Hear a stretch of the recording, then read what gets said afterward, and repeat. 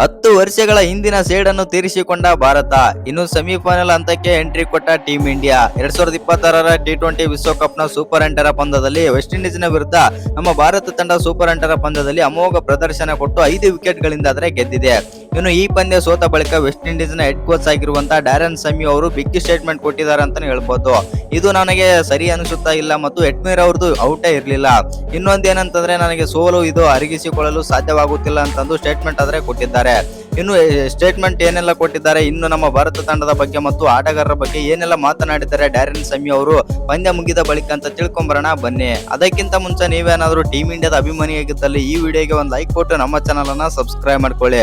ಹಾಗೆ bell icon ಅನ್ನು all ಇಟ್ಕೊಳ್ಳೋದು ಮರಿಬೇಡಿ. ಇನ್ನು 2026ರ ಟಿ20 ವಿಶ್ವಕಪ್ ನಲ್ಲಿ ನಮ್ಮ ಭಾರತ ತಂಡ ವೆಸ್ಟ್ ಇಂಡೀಸ್ ನ ವಿರುದ್ಧ ಸೂಪರ್ 8ರ 3ನೇ ಪಂದ್ಯದಲ್ಲಿ ಅಮೋಘ ಪ್ರದರ್ಶನ ಕೊಟ್ಟು ಗೆದ್ದು ಬೀಗಿದೆ. ಹೌದು ಸ್ನೇಹಿತರೆ, ಇದು ಗೆಲುವಲ್ಲ 10 ವರ್ಷಗಳ ಹಿಂದಿನ ಸೇಡ್ ಅಂತಾನೆ ಹೇಳ್ಬೋದು. ಇನ್ನು ಧೋನಿಗೆ ಅರ್ಪಣೆ ಮಾಡಿದಂತಾಗಿದೆ ಅಂತಾನೆ ಹೇಳ್ಬೋದು ಸಂಜು ಸ್ಯಾಮ್ಸನ್. ಹೌದು ಸ್ನೇಹಿತರೆ, 10 ವರ್ಷಗಳ ಹಿಂದೆ 2016ರಲ್ಲಿ ಭಾರತ ಮತ್ತು ವೆಸ್ಟ್ ಇಂಡೀಸ್ ನ ನಡುವೆ ಸೆಮಿಫೈನಲ್ ಪಂದ್ಯದಲ್ಲಿ ಮೊದಲು ಬ್ಯಾಟಿಂಗ್ ಮಾಡಿದಂತ ನಮ್ಮ ಟೀಮ್ ಇಂಡಿಯಾ 192 ರನ್ ಆದ್ರೆ ಹೊಡಿತಾರೆ. ಇನ್ನು ಆನಂತರ ಸೆಕೆಂಡ್ ಇನ್ನಿಂಗ್ಸ್ ಚೇಸಿಂಗ್ ಗೆ ಬಂದಂತ ವೆಸ್ಟ್ ಇಂಡೀಸ್ ನ ತಂಡ ಹಿಗ್ಗಾಮುಗ್ಗಾ ಆಡಿ 196 ರನ್ ಆದ್ರೆ ಹೊಡಿತಾರೆ ಅಂತ ಹೇಳ್ಬೋದು. 3 ವಿಕೆಟ್ ಕಳ್ಕೊಂಡು ಅದು 19.4 ಓವರ್ಗಳಲ್ಲಿ ಇನ್ನು 7 ವಿಕೆಟ್ ಗಳಿಂದ ಆ ಪಂದ್ಯವನ್ನಾದ್ರೆ ಗೆಲ್ಲುತ್ತೆ ಅಂತ ಹೇಳ್ಬೋದು ವೆಸ್ಟ್ ಇಂಡೀಸ್ ನ ತಂಡ. ಇದರಲ್ಲಿ ಬಂದ್ಬಿಟ್ಟು ಲಂಡನ್ ಸಿಮನ್ಸ್, ರಸೂಲ್ ಮತ್ತು ಚಾರ್ಲೆಸ್ ಅವರು ಬೆಂಕಿ ಬ್ಯಾಟಿಂಗ್ ಆದ್ರೆ ಮಾಡ್ತಾರೆ.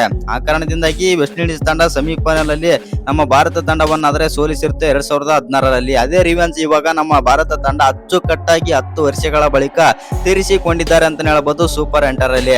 ಒಟ್ನಲ್ಲಿ ಹೇಳ್ಬೇಕಂತಂದ್ರೆ ನಮ್ಮ ಭಾರತ ತಂಡ ಬಂದ್ಬಿಟ್ಟು ಈ ಬಾರಿಯ ವಿಶ್ವಕಪ್ ನಲ್ಲಿ ಅದ್ಭುತ ಪ್ರದರ್ಶನ ಆದ್ರೆ ಕೊಡ್ತಾ ಇದೆ. ಇನ್ನು ಈ ಬಾರಿಯ ವಿಶ್ವಕಪ್ ನ ಸೂಪರ್ 8ರ ವೆಸ್ಟ್ ಇಂಡೀಸ್ ಮತ್ತು ನಮ್ಮ ಭಾರತದ ನಡುವಿನ ಪಂದ್ಯದ ಹೈಲೈಟ್ಸ್ ಬಗ್ಗೆ ನೋಡೋದಾಯ್ತು ಅಂತಂದ್ರೆ, ಮೊದಲು ಬ್ಯಾಟಿಂಗ್ ಮಾಡಿದಂತ ವೆಸ್ಟ್ ಇಂಡೀಸ್ ತಂಡ 195 ರನ್ ಆದ್ರೆ ಹೊಡಿತಾರೆ, 4 ವಿಕೆಟ್ ಕಳ್ಕೊಂಡು.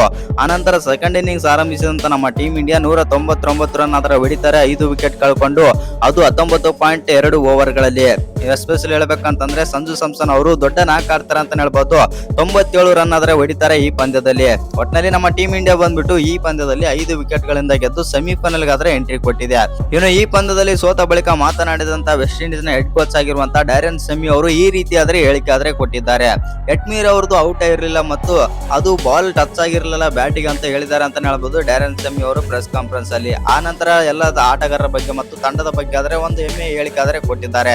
ನನ್ನ ವೆಸ್ಟ್ ಇಂಡೀಸ್ ತಂಡ ಅದ್ಭುತವಾಗಿ ಆಡಿದೆ ಮತ್ತು ಒಳ್ಳೆಯ ಪ್ರದರ್ಶನ ಆದ್ರೆ ಕೊಟ್ಟಿದೆ. ಸ್ವಲ್ಪ ಬ್ಯಾಡ್ ಟೈಮ್ ಇರೋ ಕಾರಣದಿಂದಾಗಿ ಈ ಪಂದ್ಯದಲ್ಲಿ ನಾವು ಆದ್ರೆ ಸೋತಿದ್ದೇವೆ. ಈ ಪಂದ್ಯದಲ್ಲಿ ನಮ್ಮ ಬ್ಯಾಟರ್ಸ್ ಇನ್ನಷ್ಟು ಸ್ವಲ್ಪ ಕೆಲಸ ಮಾಡಿದ್ರೆ ಈ ಪಂದ್ಯದಲ್ಲಿ ನಾವು ಗೆಲ್ಲಬಹುದಾಗಿತ್ತು.